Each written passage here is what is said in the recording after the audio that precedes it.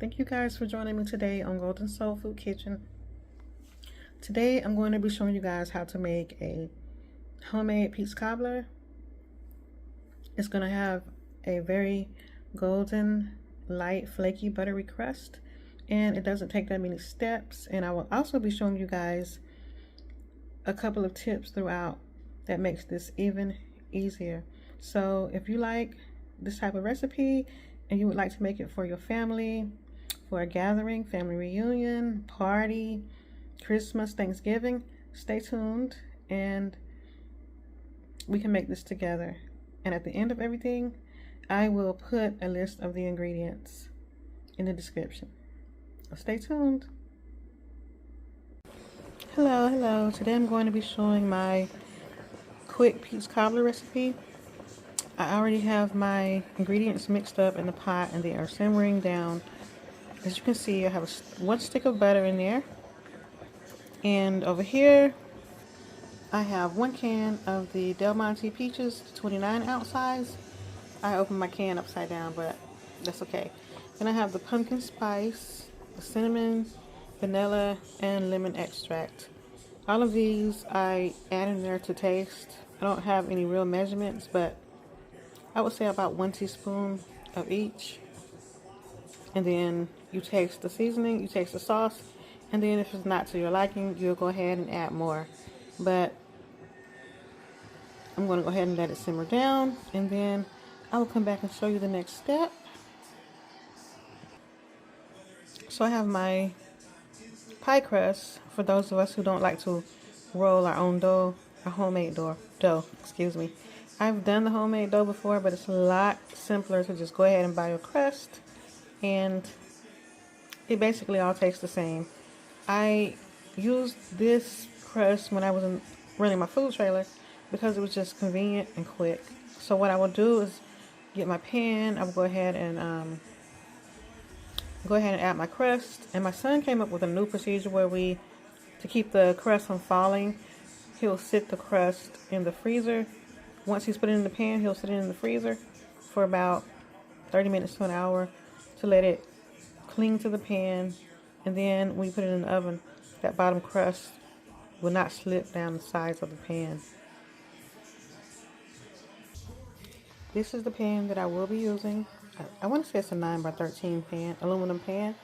And then I'm going to spray it down with the non-stick cooking spray, the pan. And I forgot to let you guys know that also in my sauce, I have 1 cup of white sugar and 3/4 cup of brown sugar. And most likely I will be adding more sugar, but I don't like to start with a large amount of sugar because I don't want it to be too sweet. So I will continue to add the sugar to taste.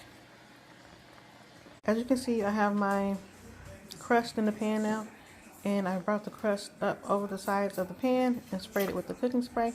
And I also sprayed it with a little bit of this cinnamon sugar just to give it the extra little sweetness baked into the crust. And I'm going to put this in the freezer for about 30 minutes to an hour.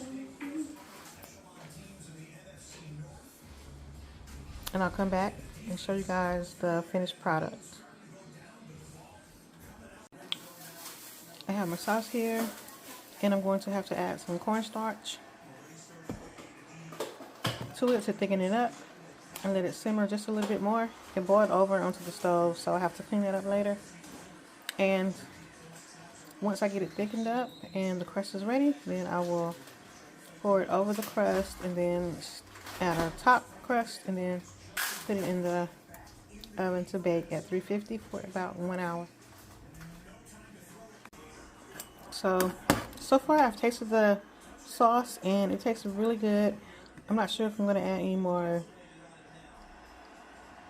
sugar to it because it's perfect. And I'll let my husband try it and see what he says, and then if he feels like I need to add just a little bit more, then I will.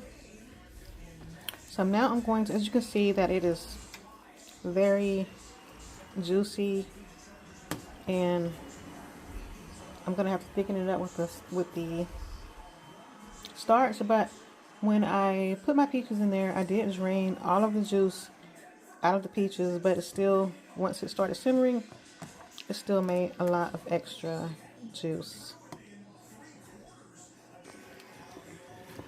Now I have the sauce. The starch has been added, and I also added a little bit more of the seasonings and spices.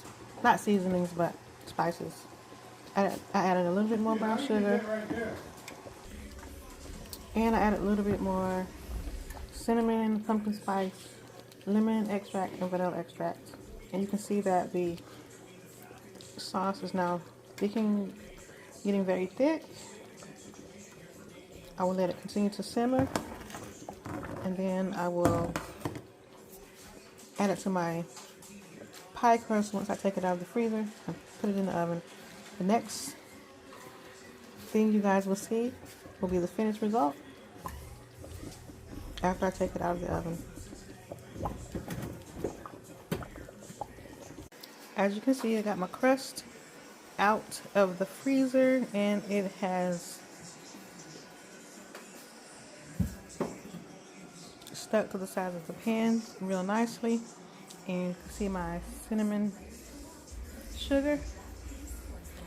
And I'm going to go ahead and stick this in the oven for about 5 minutes to give it a little bit of brownness so that it will not be doughy when it's time to add the peaches.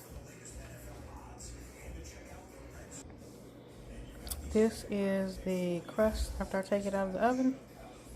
I don't know if you can tell, but it's lightly browned. And I'm going to add the sauce and go ahead and add the top crust, and I'll come back and show you guys what that looks like. I've added the sauce, and I'm going to add a top crust. Now I have added the top crust, and really you just take the roll of dough and you just lay it on top, and then you cut the other one in about 2/3 and you lay the other side on. And I added some melted butter and some cinnamon sugar over the top of it. That's ready to go back into the oven for about 45 minutes to an hour.